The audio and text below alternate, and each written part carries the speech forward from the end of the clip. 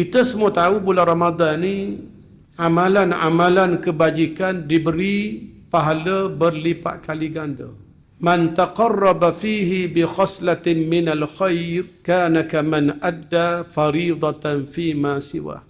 Wa man adda faridatan fihi kana kaman adda 70 faridatan fi ma siwa. Sesiapa yang melakukan amalan sunat dalam bulan Ramadan diberi ganjaran pahala sama seperti dia melakukan amalan wajib di dalam bulan-bulan yang lain. Dan sesiapa yang melakukan amalan yang wajib dalam bulan Ramadan diberi ganjaran pahala sama seperti dia melakukan 70 amalan wajib di dalam bulan-bulan yang lain. Kita semua tahu bahawa semayang berjamaah lebih daripada semayang seorang diri sebanyak 27 kali ganda. Salatul jama'ati afdalu min salatil fadhi bi 27 darajah. Semayang berjamaah lebih daripada semayang seorang diri 27 kali ganda. Itu bulan-bulan biasa. Bulan Ramadan ni kali dengan 70. 27 kali dengan 70. Jadi kita kena guna ruang dan peluang. Biar Ramadan tahun ni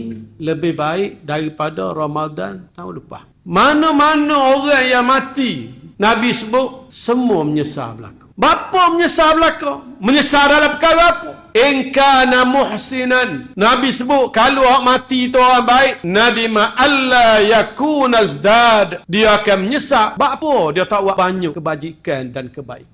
Wa in kana musian, kalau orang hak mati tu orang jahat, nadima alla yakuna naza. Dia menyesal. Apa aku tak beradu buat jahat.